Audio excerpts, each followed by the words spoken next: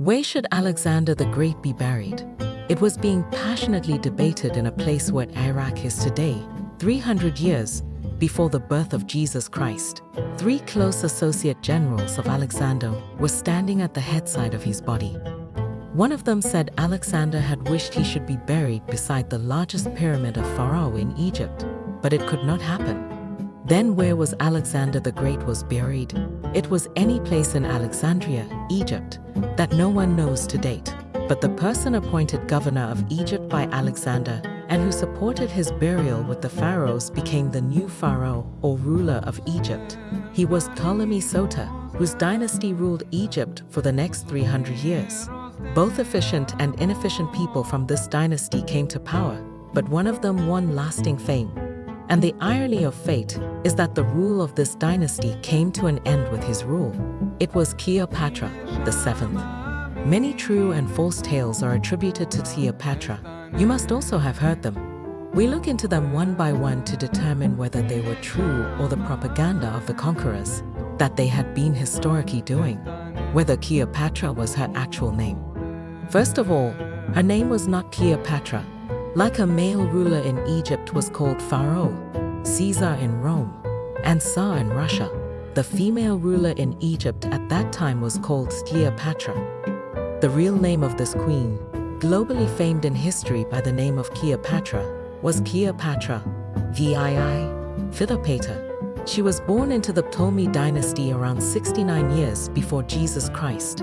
Whether Cleopatra was an Egyptian or a Roman, the forefathers of Cleopatra had come from Greece to Egypt for rule centuries ago, but her dynasty permanently settled in Egypt for 300 years.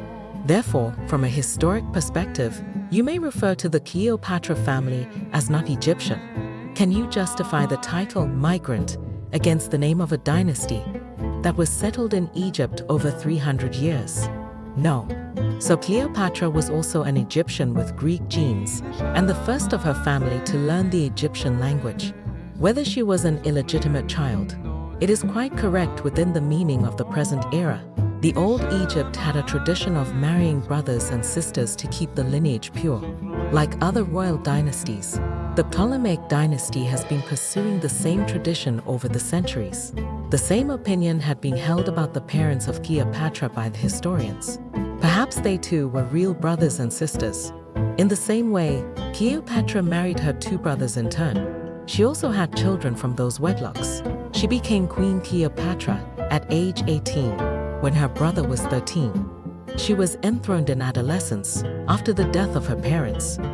Don't forget that the male rulers of the Ptolemaic dynasty were also called Pharaoh. Whether Cleopatra was as beautiful as narrated in history, history has endorsed the fact that Cleopatra was not that beautiful. A glimpse of it is available on the coins that bear her image. The image clearly showed her pointed nose and masculine features. However, some historians admit Cleopatra's beauty, who had intentionally gotten her masculine image on the coins to assert her prowess. She may be as beautiful in reality as she is famed for. After all, Greek blood ran in her veins. Some historians have described her voice and her gestures as the most attractive features of her personality. She mesmerized others with them. She also commanded the art to impress others. When the Roman ruler Julius Caesar reached Egypt, Cleopatra was at war with her brother. Cleopatra wanted to see Caesar, but she feared her brother would impede her way. Therefore, she played a trick. She wrapped herself up in a carpet. Her servants carried this carpet to Caesar. Nobody took notice of this carpet on the way. The servants unfolded the carpet in the camp of Caesar. He was dumbfounded to see the Egyptian queen before him. Similarly, Cleopatra sailed in a boat of gold to see General Antony for the first time. The oars on the boat were made of silver. Cleopatra had also fashioned herself into a goddess, and the servants wearing angel-like dresses were fanning her. The scene made Antony, an ardent lover of Cleopatra. Whether Cleopatra was an able ruler or merely a beautiful lady, it is also a fact that nature has not only blessed her with beauty, but also with ruling abilities. She knew 7 languages besides acquiring education in math, philosophy, and astronomy. She used to study in the grand libraries of Egypt, and her 22-year rule was the best. She waived taxes during the famine and provided grains to the people free of charge. She was such an intelligent and powerful ruler that different factions of the Romans called for her help. Whether or not Cleopatra was also the murderer of her brothers and a sister, it is an old royal tradition that a king kills his rivals to save the state from civil war or add to his power. Cleopatra also followed the same tradition. As per family tradition, Cleopatra married her brother to share power with him, but she wanted to become the sole ruler, so she declared war against her brother. She also unexpectedly got the help of Roman Emperor Caesar. Pompey, the rival of Caesar, came to Egypt for refuge after suffering a defeat. The brother of Cleopatra gave him the asylum, but later, Pompey was killed in Egypt. It goes that the brother of Cleopatra got him killed. History also tells us that he was assassinated by his own associates. Julius Caesar, instead of exulting over the death of his friend, got annoyed with the ruling brother of Cleopatra. It provided an excellent opportunity for Cleopatra, and she joined hands with Julius Caesar. And with Caesar's help, she eliminated her rivals in Egypt. Cleopatra's brother was drowned to death in the river Nile. Now Cleopatra married her younger brother, and later also got him killed. The same way, she also got her younger sister killed. Did the murder of Julius Caesar relate to Cleopatra anyway? Julius Caesar, the last ruler of the Roman Republic, was closely related to Cleopatra. Caesar had played a key role in getting the rule to Cleopatra in Egypt. Cleopatra and Julius Caesar did not marry yet. They lived together. The Roman nobles were quite upset over their relationships. This elite class believed Caesar was dancing to the tune of Cleopatra. Cleopatra also had a son from relations with Caesar, who earned the fame by the name of Caesarion. The Roman elite believed that when the children of Cleopatra and Caesar would grow up, Cleopatra would be fully controlling the rule. The Roman nobles did not like women in the rule. Therefore, they wanted to kill Cleopatra. In 44 BC, the Roman senators murdered Julius Caesar. The historians believe the aim to get rid of Cleopatra was one of the reasons for the killing of Caesar, but the senators also had many other reasons to kill Caesar.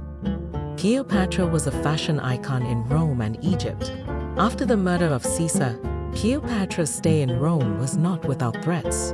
She apprehended her and the murder of her son Caesarion, so she came back to Egypt for safety. Cleopatra remained awe-inspiring for the Roman women as long as she stayed in Rome. The awe even lingered in Rome after she had left.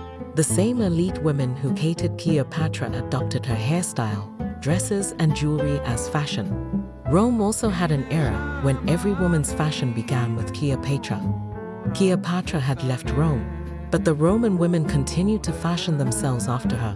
The Roman women were so impressed by Cleopatra that many ladies were statued in the semblance of Cleopatra. Did Cleopatra and Mark Antony roam about the roads? Many factions were created in Rome after the murder of Caesar. Caesar's close friend, Mark Antony, led one of the factions. This group wanted to get control over Rome, but Antony too fell in love with Cleopatra, and Cleopatra too began to love him. Both married, and they had 3 children. Their feelings of love after the marriage remained the same as they were before. Antony and Cleopatra had a great liking for alcohol and loitering. Associating with their friends, they had secretly set up a circle. Here, they used to hobnob. Antony and Cleopatra mostly hanged around at night outside the palace. They used to mix up with the common people and enjoy time together. Whether or not Cleopatra was also a naval commander. Yes, she was not only beautiful, brainy, and brave, but also an admiral. The marriage of Cleopatra and Antony gave alarm to the opponents of Antony in Rome, because their unity had become a power. But the rivals of Antony launched propaganda in Rome against this unity. They maligned Antony as a traitor. He aimed at establishing the dictatorship in Rome in collusion with Cleopatra. So forces of both groups encountered at Actium, near Greece, on September 31 BC. Cleopatra, too, commanding a naval ship, entered the war in support of Antony, but they faced a crushing defeat in this battle. So they were to return to the coastal city of Egypt, Alexandria. But the rival army of General Octavian that followed them entered Alexandria They wanted to arrest Mark Antony, but he preferred death over surrendering. He committed suicide, whether Cleopatra had died of snake biting. The history is by and large agree to it. Cleopatra and Mark Antony had committed suicide. However, the difference is over the mode of death. A story goes that after suffering defeat at the Actium battlefield at the hands of Octavian, Cleopatra took shelter at a secret place in Egypt. In that course, she also attempted to develop relations with General Octavian or strike a deal, but she failed. It also goes that she herself communicated to Mark Antony that Cleopatra had committed suicide out of frustration over his defeat. Deeply involved in Cleopatra's love, General Antony took the rumor as true, stabbed his sword in his chest, and took his life. But Cleopatra felt guilty about learning that and got herself bitten by a snake and committed suicide. Looking deeply into it, we cannot expect from such a mature, sensible lady of the ruling mind that she committed suicide out of emotions. Therefore, the historic perception sounds more correct that she had seen through to her end after the defeat. She was certain of getting exemplary harsh treatment by the Roman army for supporting Antony. So she swallowed the poison, as the rulers or army generals used to do at that time. Cleopatra used to conceal poison in her comb for such occasions. But in fact, there was another thing more interesting. Whatever we know about her, is it correct or incorrect? Whatever we know about Cleopatra was written years after her death, and that too, by her rivals. Because Cleopatra was a powerful Egyptian queen, it was a time of civil war in the Roman Republic across the sea. Different factions were in a tug-of-war for power. These factions also wanted the help of powerful women, like Cleopatra. But you know, the last alliance between Cleopatra and the Roman general Antony had been defeated, after which both had committed suicide. The Greek faction of General Octavian, which had defeated Cleopatra, was the same that used to do propaganda to promote hatred of female rule. Therefore, when the history was written in the Roman court later, Cleopatra was shown the same. Whatever the victorious against her wanted, they painted Cleopatra's alliances with other powers as her sex stories, which may be correct or false. But there was no true opinion about the fact that whatever was written on Cleopatra was done by her rivals in the first place. Whether the world's costliest movie was produced on Cleopatra. The story of the Queen of Nile, Cleopatra, has been shown in movies, dramas, and plays thousands of times. But the most popular of them all was the movie Cleopatra, produced in 1963. Elizabeth Taylor performed Cleopatra in that movie. The budget of this movie, which started at $2 million, had reached $45 million. Calculating it on the current basis, the budget would stand at $320 million. So huge was the budget that it brought the production house, 20th Century Fox, near bankruptcy. The costumes for the Cleopatra cost over $2 million. It was the costliest movie when it was released. Saadat Hassan Manto also wrote a memorable drama on Cleopatra, but it was only a romantic depiction of a scene from the last moments of Cleopatra and Mark Antony. Cleopatra was the Egyptian queen 2,000 years ago.